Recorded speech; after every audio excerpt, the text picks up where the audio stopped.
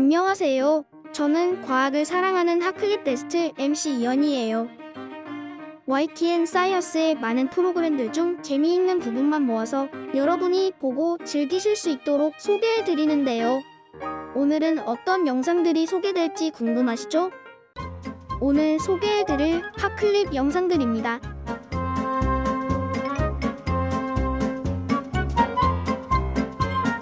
선진국들은 꿀벌을 보호하기 위해 여러 대책을 내놓고 있습니다. 가장 중요한 것은 탄소 중립, 기후변화를 막는 것이고, 두 번째는 꽃이 피어있는 기간 동안에는 가급적 살충제를 뿌리지 말 것을 강조하고 있습니다. 최근에 영국 런던이나 프랑스 파리, 일본 동경에서는 도시 양봉을 시작하고 있다는데요. 야생보다 살충제 영향을 덜 받는 도시에서 꿀벌의 개체수를 늘리자는 거죠. 또 미국에서는 태양광 패널을 설치하면 그 밑에 야생꽃을 많이 심는 운동도 진행되고 있습니다. 미국에서는 양질의 대체 화분 사료를 공급해 주는 쪽으로 모색을 해왔고, 특히 이제 꿀벌능이라든지 바이러스를 근본적으로 예방하고 방제하는 쪽에 이제 치중을 하고 있고요. 유럽에서는 이런 위기 상황을 농약에 만성 중독된 것으로 이렇게 판단을 내려서 네오니코티노이드계 세 종류의 농약 살충제에 대해서 사용 금지를 잠정적으로 내려서 벌수를 좀 회복하고 있다는 그런 얘기를 듣고 있습니다. 다가올 미래의 큰 충격을 막기 위해 당장 우리는 꿀벌의 개체수 실태를 파악하고 화분 매개 곤충을 확보해야 하죠. 또 외래 병해충 유입 감시, 농약 위해성 평가와 서식지 보존 등 강력한 대응이 필요한 때입니다.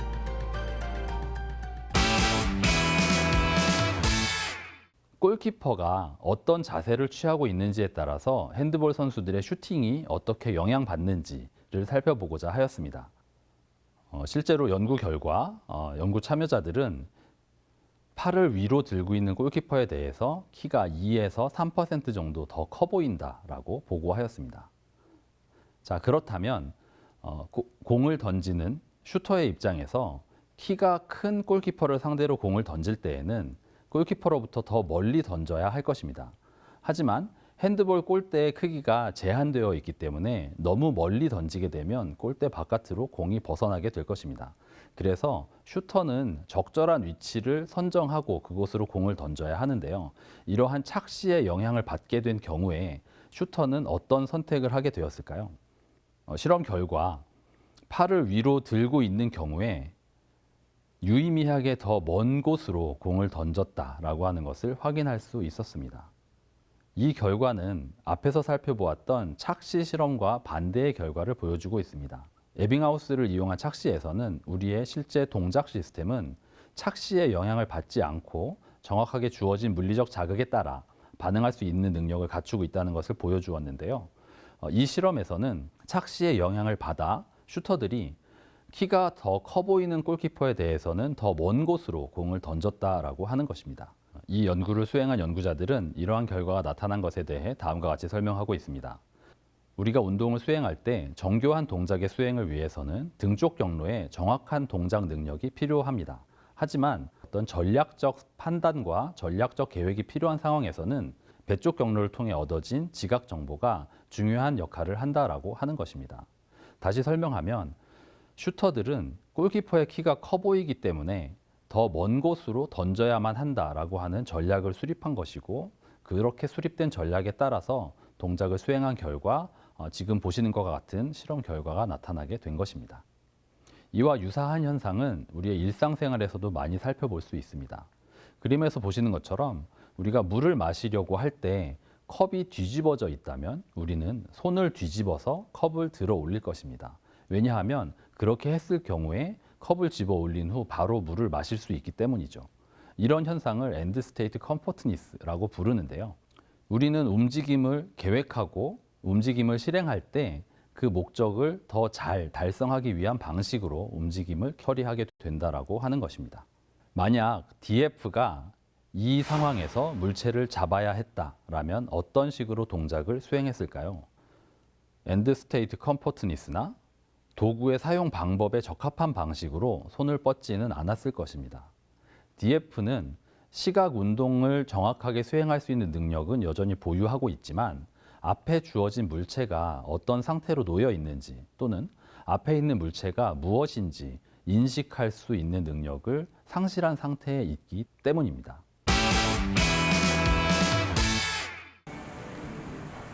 이곳은 문화유산 보존 과학자를 꿈꾸는 젊은 청년들이 모여 있는 곳입니다. 보존 과학자란 유물이 창작되고 전수된 역사를 역추적해 원형을 복원하고 복원된 상태를 오래 유지할 수 있도록 보존 처리하는 과학자를 말합니다. 문화유산 보존 과학이 일반에 알려지기 시작하면서 최근 몇 년 사이 보존 과학자를 희망하는 학생들도 꽤나 늘었다는데요. 과거서부터 현재까지 그 나라 또는 세계적 그 가치가 있는 문화유산들이 이렇게 전래되고 전승되고 또 발굴되는 다양한 그 문화유산들이 있습니다. 그런 문화유산들이 온전하게 이렇게 전승되는 경우도 있지만 훼손이나 손상되는 것들이 있어요. 그런 것들을 원형을 유지하고 그에 포함되어 있는 그 재료라든지 그 제작 기술이라든지 이런 것들을 조사, 연구해서 원형을 보존하고 후대에 그 전달을 해줄 수 있는 역할을 하는 그런 전문적인 분야라고 볼 수 있습니다. 특히 우리가 통상적으로 문화유산의 의사, 문화재의 의사라고 하죠. 우리나라에서 문화재 보존 학과가 생긴 것은 그리 오래되지 않았습니다. 이곳에서는 목재, 금속, 석재, 지류, 플라스틱 등 다양한 재질에 대한 기초 과학은 물론 최첨단 장비를 이용한 조사 분석 연구, 그리고 훼손된 문화재를 보존, 복원하기 위한 기술 연구 등에 대한 교육을 진행하는데요. 실제 손상된 유물이라든지 문화유산을 이용한 실습 등을 병행하며 보존 과학자로서의 현장 경험도 쌓아가고 있습니다. 어린 시절부터 경주에 문화재가 되게 많았어가지고 실제 발굴 현장도 가보고 그런 부분을 보면서 문화재를 한번 직접 처리해보고 싶다 해서 이렇게 공부를 하게 됐었는데, 고등학교 때 공부하면서 문화재를 보존하는 분야에서는 그런 꼭 처리뿐만 아니라 다양한 연구도 많이 한다는 걸 알게 됐었거든요. 그래서 어떻게 하면 이 문화재를 좀 더 안전하게 진단하고 또 과학적인 방법으로 접근해서 신기술을 활용한 연구를 어떻게 하면 할 수 있을지에 대해서 더 연구해보고 싶어가지고 고등학교 때 공부를 해서 왔습니다. 졸업 후 문화유산 보존 과학자로서 활동하게 될 청년들. 보존 과학자의 손을 거치지 않은 유물은 박물관에 전시될 수 없다는 사실은 이 직업에 굉장한 매력을 부여하지만, 보존 과학자는 작가의 의도를 읽어내고 그 작업 방식을 재현해 최대한 원형에 가깝게 되살려야 하는데요. 때문에 보존 과학자의 윤리 규범 중 하나가 더하지도 빼지도 말라는 것이라죠. 누구나 더 아름답게 만들고 싶다는 욕망은 있지만 이곳에서만큼은 유물에 살을 덧붙이는 것은 금기라고 합니다. 글쎄, 문화유산이라는 것은 현재 만들어진 게 아니라 과거서부터 선조들이 어떤 집약된 기술이나 기능들이 포함되어 있는 정말 가치 있는 유산들입니다.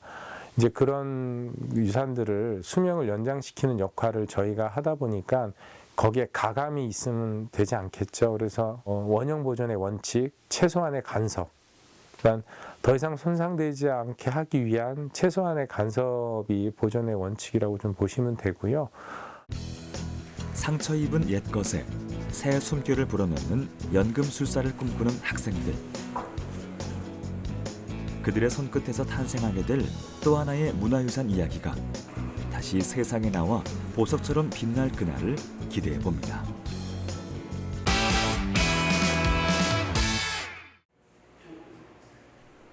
우리가 가장 많이 접하는 문화유산 중 하나가 바로 석조 문화유산인데요. 석조 문화유산의 복원에 있어서 가장 기본적인 원칙은 문화유산이 제작되었을 때와 동일한 기법, 동일한 재료를 사용해서 복원하는 것이랍니다. 때문에 석조 문화유산의 경우 암석의 재질, 훼손 부위, 표면의 풍화 등 다양한 형태의 손상을 파악하는 것이 중요한 작업 중 하나입니다. 역사가 남긴 유물이 복원되기까지는 다양한 과학적 장비가 동원되는데요. 이때 문화유산을 파괴 분석할 수 없기 때문에 과학적 장비를 통해 비파괴적으로 조사를 진행하죠. 이 장비는 휴대용 X선 형광 분석기입니다. 암석의 표면에 있는 원소를 측정할 때 사용하는데요. 현재의 암석 표면은 원래 문화유산이 가지고 있던 표면 외에 다양한 오염물들이 오랜 세월에 걸쳐 쌓이게 되는데요. 이런 오염물들이 표면을 손상할 수 있기 때문에 표면의 원석을 분석해 제거 여부를 판단하기 위함이죠. 초음파 속도 측정기라는 이것은 초음파를 대상 문화유산에 투과시켜 이 투과되는 초음파의 결과에 따라 공극이나 균열이 어떻게 발달되어 있는지를 알 수 있는 비파괴 검사 장비랍니다. 이런 과정을 통해 얻어진 결과는 보존 처리 범위를 결정하는 데 사용됩니다. 저희가 보통 그 문화재 보존 처리를 한다고 하면 사람이랑 뭐 똑같은 비유를 하는데요. 아파서 들어온, 손상 입어서 들어온 문화재가 있다고 하면 왜 손상이 됐고 하는 진단을 거치게 됩니다. 그리고 그 원인에 대한 걸 찾게 되면 그 원인을 해소하는 방법으로 처리를 할 수도 있고, 근본적인 처리를 한다 그랬을 때는 그 손상 원인을 다 제거하고 언제 새롭게 보존 처리해서 복원해내는 방법도 있고, 아니면 그 현재 상태를 계속 유지시켜주는, 더 이상 악화되지 않은 상태로만 유지시켜주는 뭐 처리 방법, 이렇게도 해볼 수도 있을 겁니다. 우리나라 석조문화유산 건축에 사용된 암석 중에서 가장 많은 것이 바로 화강암입니다. 화강암은 국가 지정 문화유산의 약 84%를 차지할 정도인데요. 이런 암석의 재질을 파악하고 분석하는 것이 복원의 첫걸음이라고 합니다. 석조문화유산의 경우 대부분 오괴에 노출되어 있기 때문에 자연 환경, 인위적인 훼손, 환경오염 등 다양한 원인에 의해 균열되거나 박리박락 등이 발생합니다. 이때 암석의 재질은 물론 훼손 부위에 맞는 적절한 분석을 통한 보존 및 복원 처리가 요구되기도 하죠.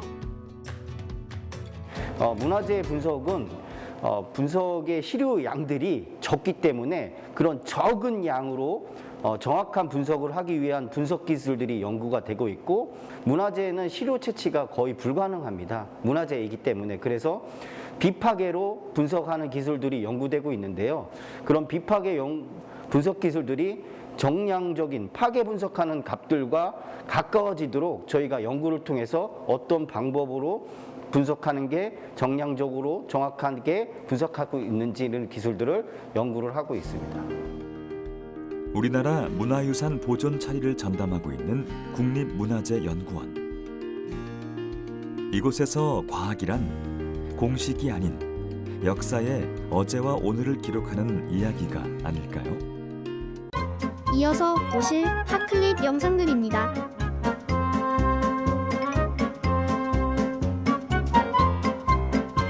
고학년이라도 충분히 게임 형식으로 접근을 할 수가 있거든요. 이제 그걸 윤채랑도 한번 해봤는데 우리 수다학 시청자에게도 소개를 한번 해드리고 싶습니다. 이 약수 배수를 게임을 통해서 야 이거는 정말 모두가 한번 알아둘 만한 그런 좋은 방법입니다. 네, 바로 한번 확인해 보시죠. 주사위랑 말이 있네요. 아 이거는 우리가 흔히 아는 보드 게임 형식인데요. 그러게요. 자, 지금부터 우리가 약수 빙고 게임을 할 거야. 여기 있는 수는 1개씩 적을 거고 여기 있는 수는 2개씩 적을 거야. 내가 하는 거 보지 말고 컨닝하지 말고 너 할 거 해라. 각자 적자. 할 거 해라 하면서.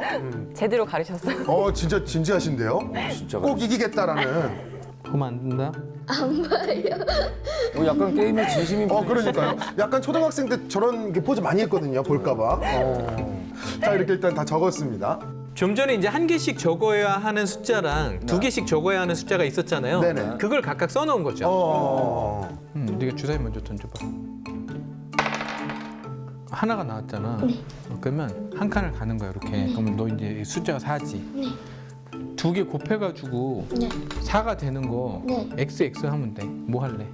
알겠네. 우리 방법은 알겠다. 뭐 1 곱하기 4도 있고 2, 2도 있잖아. 네 선택이야. 그러니까 1 곱하기 4하고 2 곱하기 2가 있네요. 네. 2 곱하기 2. 자연스럽게 좀 이 곱셈을 이용해가지고 약수에 대한 개념을 이해할 수 있어져서 아주 좋은 놀이에요. 네. 그래요. 자, 5 그러면 하나, 둘, 셋, 넷, 5개니까 나는 곱해서 56이 되는 걸 지울 거야. 7, 8 이렇게. 자, 이제 너 하면 돼. 선생님 약간 신나 보이시는데 되게? 선생님이 더 재밌어 보이시는데? 네. 6개. 5, 하나, 둘, 셋, 넷, 5, 6. 일어났어. 일어났어.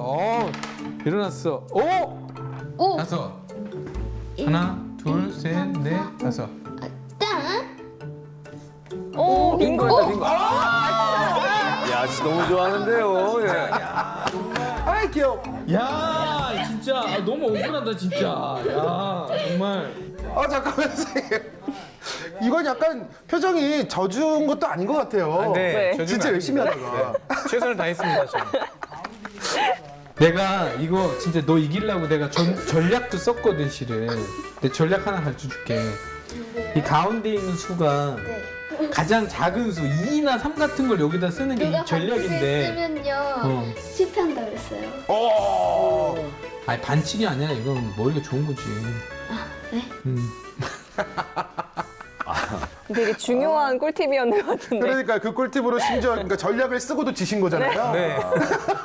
선생님이 좋은 팁을 말씀해 주셨더니 그 반칙 쓰는 사람은 잘못된다고. 예. 굉장히 뭐 재밌는 한판 승부였던 것 같습니다. 네. 동아시아 해역은 전 세계적으로 기후변화의 영향이 크고 주변국의 산업화가 빨리 진행되어 인간 활동의 영향을 크게 받고 있는 바다입니다. 오늘 강연은 이런 다이나믹한 바다를 우주에서 보고 있는 천리안 해양위성에 대해서 이야기해 보겠습니다.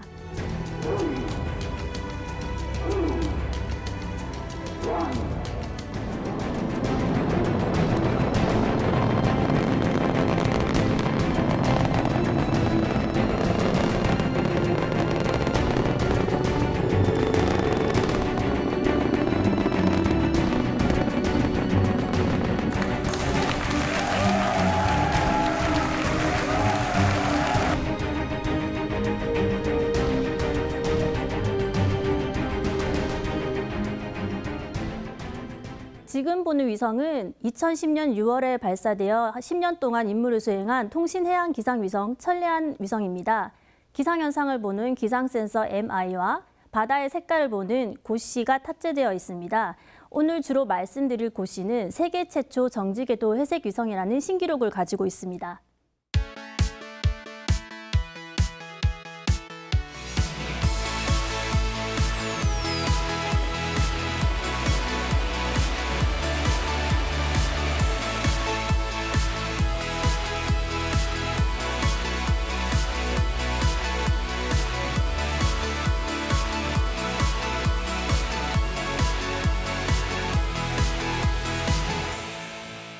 이 위성은 후속 위성으로 2020년 2월에 발사된 지오컴셋 2B 위성입니다. 대기 오염 가스를 보는 환경 탑재체 잼스와 바다의 색깔을 보는 고시2가 탑재되어 있습니다. 지금 보시는 영상은 해양위성 2호의 천연색 합성 RGB 영상입니다. RGB 영상은 해양 현상을 잘 보기 위해서 위성의 청색, 녹색, 적색 채널의 관측을 합성한 영상인데요. 일기예보의 기상위성 영상과 조금 다른 점을 보실 수 있는데요. 보시면 구름이 없습니다. 기상위성에서 주로 보는 것은 구름과 강수, 악기상이라면 해양위성에서 보는 것은 바다에 있는 플랑크톤, 부유사 입자, 용존 유기물입니다. 본 영상에서 상대적으로 깨끗한 동해와 입자 영존 유기물들이 많은 황해와 동중국해의 차이점을 보실 수 있습니다. 수십 년 전부터 미국, 나사, 유럽의 이사와 같은 스페이스 에이전시들은 우주뿐 아니라 우리 행성 지구의 바다색을 관측하기 위한 위성 임무를 수행해 왔습니다. 해양, 기상, 육상 관측 극궤도 위성으로서 시윕스, 모디스, 비어스, 페이스가 있는데요. 페이스는 올해 발사될 예정입니다. 이런 위성들은 극궤도 위성입니다. 전 지구 해역을 타겟으로 하여 특정 지역은 하루에 한두 번 관측이 가능합니다. 그럼 정지궤도와 극궤도 위성이 어떻게 다른지 알아볼까요? 천리안과 같은 정지궤도 위성은 지구가 위성을 당기는 중력과 위성의 회전 운동으로 인한 원심력이 균형을 이루는 약 36,000km 고도에 위치하고 있습니다. 지구의 각 속도와 같은 속도로 회전하여 항상 같은 지역을 관측할 수 있습니다. 하루 동안 극궤도 위성인 모디스와 천리안 2호가 관측한 바다 영상입니다. 전 지구 영역을 한두 번 관측하는 모디스와 그리고 천리안 2호는 동아시아 지역을 1시간 간격으로 약 250m 고해상도로 관측을 수행할 수 있습니다. 누리호에는 대기가 없는 우주에서 연료를 태울 때 필요한 산소를 공급하기 위해 산화제 탱크가 실린다. 그런데 바로 이 탱크에서 탈이 난 것이다. 로켓이 발사된 후 엄청난 가속도를 받게 되자 산화제의 부력이 커지기 시작했고 내부에 들어있던 헬륨 탱크의 고정 장치가 풀려나갔다. 이로 인해 헬륨 탱크가 이탈하면서 산화제 탱크의 균열을 일으켜 산화제가 새어나가게 된 것이다. 그런데 사실 로켓 발사에서 산화제 탱크로 인해 문제가 발생한 것은 누리호가 처음이 아니다. 2015년 6월 28일 미국의 민간 우주기업 스페이스X가 팰컨 9 로켓을 발사했을 당시 영상이다. 2.5톤의 화물을 싣고 국제 우주 정거장을 향해 쏘아진 팰컨 9 로켓. 하늘을 향해 순조롭게 날아가는 것 같더니 이륙 139초 만에 갑자기 폭발했다. 발사 성공이 현실이 되려던 순간 물거품이 되어버린 것. 나중에 밝혀진 결과 이 사고 역시 산화제 탱크 안에 설치된 헬륨 고압 탱크 고정 장치가 풀려나간 것이 문제가 되었다. 거기에서도 누리호와 마찬가지로 산화제 탱크 가압용 헬륨 탱크의 고정부가 부력에 의해서 파손되면서 산화제 탱크 내부에 다량의 헬륨가스 누설이 발생되었으며 이에 의해 산화제 탱크가 압력이 갑자기 상승하여 결국 기체가 파손되는 그 폭발 사고까지로 이어졌습니다. 이에 대해 미국 항공우주국이 실패 원인을 분석한 보고서를 발표했는데 스페이스X가 고정장치 소재로 항공우주 등급 스테인리스 스틸이 아닌 산업용 등급을 사용한 것이 문제가 되었다는 내용이었다. 또한 부품을 설계할 때 최대로 가해지는 압력, 그 이상의 힘도 견딜 수 있도록 여유 있게 설계해야 하는데 그렇지 못한 점도 지적했다.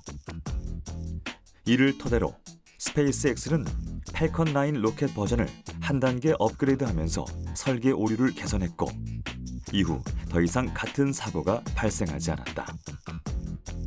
우리나라 연구진 역시 실패 원인을 정확히 파악한 만큼 산화제 탱크의 안정성을 보강하는 것에 주력해왔다. 먼저 연구진은 산화제 탱크의 설계를 하중에 1.5배까지 견딜 수 있도록 변경했고 헬륨 탱크 고정 장치가 풀리지 않도록 강화했다. 또한 탱크 덮개도 9kg 정도 더 무겁고 두껍게 제작했다. 누리호가 비행 중 변화하는 환경에서도 안정적으로 비행할 수 있도록 하기 위함이다. 저희 일상생활에서 어떤 부분이 사용자 중심으로 바뀌는 건지 궁금해요. 결제만 보더라도 가맹점의 컴퓨터가 중심이 돼서 금융기관을 연결해서 모든 업무를 처리하게 되죠. 그런 사용자 중심의 어떤 그 철학에 입각해서 결제를 처리를 하게 되면은 내가 구매한 품목의 어떤 그 내역과 그다음에 얼마를 돈을 달라고 하는 결제 요청을 내 스마트폰으로 보내서 내 스마트폰이 그걸 받아서 내가 직접 내 스마트폰이 직접 금융기관에 직접 접속하고 연결해서 결제 승인을 하는 그런 구조가 되는 것이니까 어떤 중간에 다른 과정을 거치지 않고 내가 결제 서비스를 하는 금융기관에 직접 연결을 하는 그런 형태로 바뀌게 되죠. 이제 말씀을 듣고 보니까 왜 사용자 중심이라고 얘기를 하는지 이제 좀 이해가 되는데 네. 자 그런데 그 플랫폼이라는 그 말 앞에 인공지능 공유라는 말이 붙는단 말이죠. 그렇죠. 이 인공지능을 공유한다라는 것은 구체적으로 어떻게 하는 건지 상상이 잘 안 돼요. 제가 또 누굽니까? 최강기업 MC 초아 아닙니까? 그렇죠.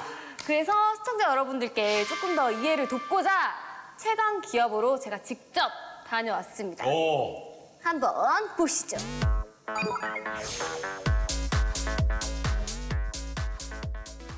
최강기업에서 사용자 중심 인공지능 연구소에서 연구소장을 맡으면서 사용자 중심 인공지능 공유 플랫폼을 만들고 있는 이경전입니다.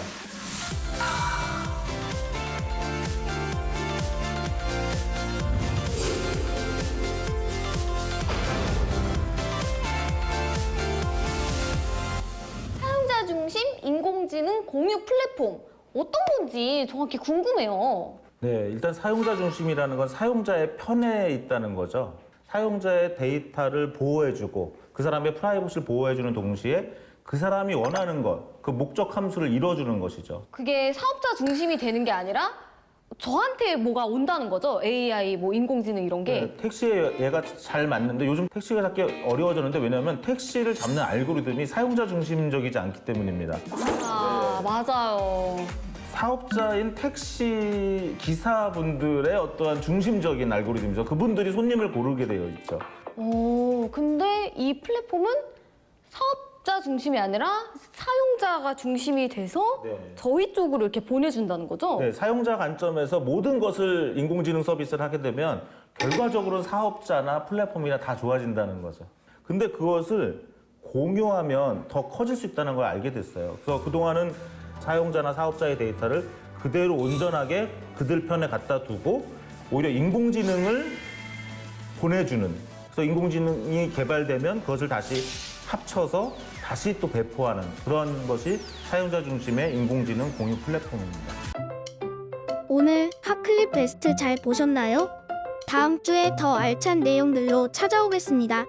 그러면 시청자 여러분, 다음 주까지 안녕히 계세요.